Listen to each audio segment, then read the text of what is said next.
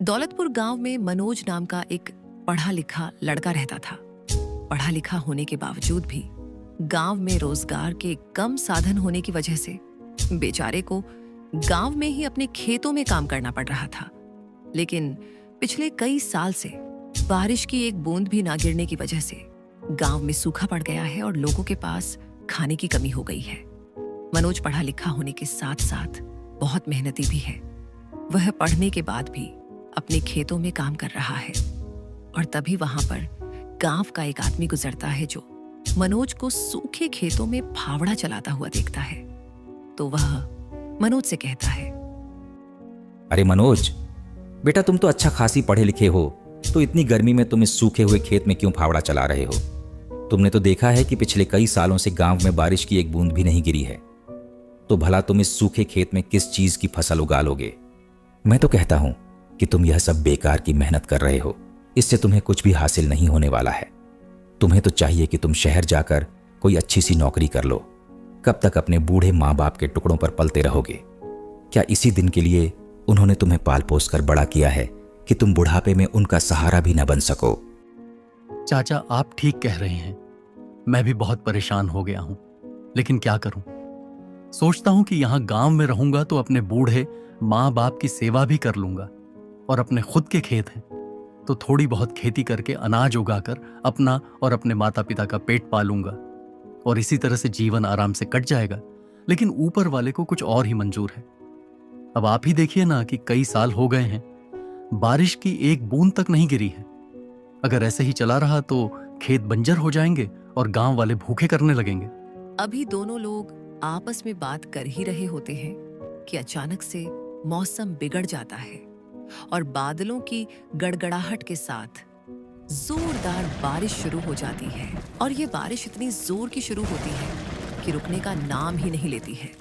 इतनी ज्यादा बारिश होती है कि परिंदों को भी पेड़ पर बैठने के लिए जगह नहीं मिलती है। वह भी इधर उधर दौड़ने लगते हैं। बारिश होते हुए लगातार 3 दिन हो गए हैं। खेत गांव सब जगह पानी ही पानी भर गया है और ऐसा लगता है कि अब बाढ़ आ जाएगी और सब कुछ अपने साथ बहा कर ले जाएगी। लगातार हो रही बारिश को देखकर मनोज के पिताजी बहुत ही ज्यादा उदास हैं और वह गुपचुप से अपने झोपड़े में बैठे हुए लगातार हुए जा रही बारिश को देख रहे हैं। और वह बहुत ही ज्यादा परेशान है क्योंकि इस बारिश में उनके घर की छत को बहुत कमजोर बना दिया है, जिससे अब उनके घर में पानी भरने लगा है। जो छत से टपक रहा है, अभी तक सूखा पड़ने की वजह से उनके घर में खाने के लिए कुछ नहीं था और अब इस बारिश ने, जो कि बाढ़ का रूप ले चुकी है, उनकी हिम्मत को और तोड़ के रख दिया है। पता नहीं ये मनोज कब सोकर उठेगा, और ऊपर से ये बारिश जो रुकने का नाम ही नहीं ले रही है। अभी तक बारिश हो नहीं रही थी और अब बारिश बंद नहीं हो रही है। हे भगवान, इस तरीके से हम गरीबों का क्या होगा? कैसे जी पाएंगे इस गरीबी में? एक तो अभी हम लोग सूखा पड़ने की वजह से भूखे मर रहे थे और अब इस बाढ़ में भी भूखे ही रहेंगे। अरे काहे को इतना परेशान हो रही हो? सोने दो बेचारे को, कहां जाएगा इस बारिश में? वैसे भी अब खेत में कुछ हो नहीं पाएगा। देख रहे हो ना कितनी जोर की बारिश हो रही है। अब वह बेचारा उठकर बारिश को तो रोक नहीं लेगा, कम से कम अपनी नींद ही पूरी कर ले। अजी, तुम इतनी काहे की चिंता कर रहे हो? मैं तो बस इसलिए कह रही हूँ कि ये मनोज सोकर उठ जाए और कुछ चाय पानी नाश्ता कर ले, फिर आराम से बैठे और चाहे सोए। देख रहे हो ना, उसके खाट के ऊपर भी पानी टपक रहा है, लेकिन फिर भी इसकी नींद है जो टूटे ही नहीं।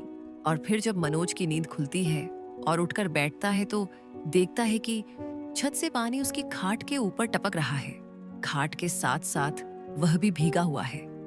इतनी ज्यादा बारिश हुई है, इसे देखकर मनोज बहुत तेज झल्ला जाता है, लेकिन वह मजबूर भी है। वो कुछ कर नहीं सकता है, बस ऊपर आसमान की तरफ देखता रहता है। तभी उसकी माँ उससे कहती है, बेटा, मुंह हाथ धोकर आजा और कुछ थोड़ा बहुत नाश्ता कर ले। अब तो ऊपर वाला ही जाने आगे क्या होगा। अभी तक तो बारिश होने का नाम नहीं ले रही थी और जब से होना शुरू हुई है तब से रुकने का नाम ही नहीं ले रही है। अभी तक बारिश न होने की वजह से खेत में कुछ भी पैदा नहीं हो पा रहा था और अब बारिश हो जाने की वजह से खेतों में इतना पानी भर गया है कि फिर से उसमें कोई भी फसल उग नहीं सकती है। तेरी मेहनत बेकार हो गई है मेरे बेटे। हाँ माँ, लगता है मेरी किस्मत ही खराब है। जो कुछ भी कर रहा हूं उसमें असफल हो जाता हूं। अब ऊपर वाले की जैसी मर्जी उसके आगे किसी की भी चलती नहीं है। नहीं बेटे, ऐसी बात नहीं है। अच्छे बुरे दिन आते जाते रहते हैं। ऊपर वाला हर सच्चे इंसान की एक बार परीक्षा जरूर लेता है। बेटा बस तू हिम्मत मत हारना, बाकी सब एक दिन ठीक हो जाएगा। कोई बात नहीं बेटा, परेशान नहीं होते हैं। ऊपर वाले पर भरोसा रख, एक दिन सब ठीक हो जाएगा। कुछ थोड़ा बहुत खा ले, 2 दिन से तूने कुछ खाया नहीं है। पिताजी, मुझे भूख नहीं लगी है, इसलिए मैं कुछ भी नहीं खाऊंगा। पता नहीं क्यों भूख ही नहीं लगती है, कुछ खाने का मन ही नहीं करता है। मैं अभी बस थोड़ी देर में बाहर से थोड़ा टहल के आता हूं। अरे इतना काहे को परेशान हो रहा है, एक दिन सब ठीक हो जाएगा। हम लोग हैं ना, तो तू काहे कि इतनी चिंता कर रहा है? और देख रहा है ना बाहर कितनी जोर की बारिश हो रही है, कहां जाएगा? इस बारिश में देख तेरी माँ ने कुछ बनाया होगा। मैं कहता हूं कि कुछ थोड़ा बहुत खा ले, मन शांत हो जाएगा और भूख भी मिट जाएगी।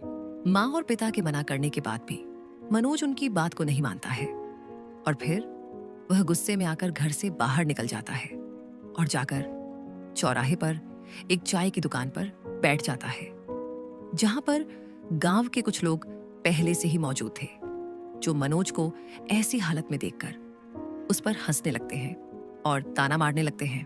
अरे देखो तो जरा कौन आया है। राजकुमार साहब आए हैं, अपने माता पिता के इकलौते दुलारे बेटे। जरा कुछ चाय नाश्ता तो कराए। कोई इनको देखो तो जरा, कैसा ड्रेस झाड़ के आए हैं। पढ़े लिखे होने के बावजूद भी कहीं नौकरी नहीं करते, बस गांव में घूमते रहते हैं और अपने बूढ़े माँ बाप के साए में पल रहे हैं। घोर कलयुग आ गया है, बूढ़े माँ बाप जवान बेटे को पाल रहे हैं, अब क्या ही कहा जाए। अरे नहीं काका, आप लोग गलत समझ रहे हैं। आप लोग जैसा समझ रहे हैं मैं वैसा बिल्कुल भी नहीं है।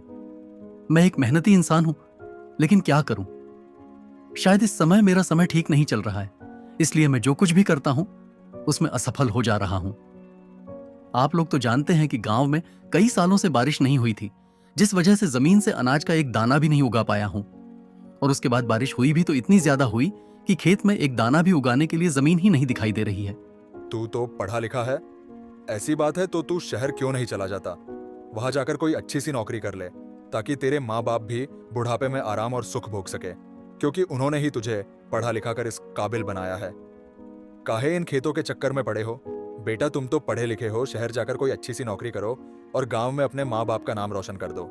गांव वालों के ताने मनोज को बहुत ही बुरे लगते हैं और एक तरीके से गांव वाले तो मनोज के भले के लिए ही बोल रहे हैं कि वह पढ़ा लिखा है। अगर शहर में जाकर कोई नौकरी कर लेगा तो खेती करने से अच्छा ही रहेगा, क्योंकि कभी बारिश होती है और कभी नहीं होती है, जिस वजह से खेती करने में बहुत ज्यादा दिक्कत हो रही है। और अगर शहर में नौकरी करेगा तो 4 पैसे मिलेंगे, खुद का भी पेट पाल लेगा और अपने माँ बाप का भी। फिर मनोज गुस्से में उठकर अपने घर चला जाता है और अपने माँ और बाबूजी से जाकर मिलता है और कहता है, माँ और बाबूजी, मैंने अब सोच लिया है और पूरी तरीके से मन भी बना लिया है कि अब मैं शहर जाकर नौकरी करूंगा, क्योंकि अब मुझसे घर की और मजबूरी देखी नहीं जाती है और मैं कब तक बुढ़ापे में आप लोगों के ऊपर बोझ बनकर रहूंगा। अगर अब मैं आपकी सेवा नहीं कर पाऊंगा तो फिर कब करूंगा? अरे बेटा, तू इतना ज्यादा काहे परेशान हो रहा है? हम लोग गरीबी में तेरे साथ जैसे तैसे करके गुजर बसर कर लेंगे। तू शहर जाएगा तो पता नहीं कैसा हो। वहाँ का माहौल यहाँ पर घर में रहता है, मेरी आंखों के सामने रहता है तो मन लगा रहता है। यहीं पर रह बेटा और हम लोग रूखी सूखी खाकर जिंदगी गुजार लेंगे। लेकिन मनोज माँ और बाबूजी की बातों को नहीं मानता है, क्योंकि अब उसके दिमाग में सिर्फ घर के हालात और गांव वालों के ताने बसे हुए थे, जो गांव वाले उसे देखकर ताने मार रहे थे। और फिर मनोज माँ और बाबूजी के सामने इस बारिश में घर से निकलता है और शहर में नौकरी करने के लिए पहुंच जाता है।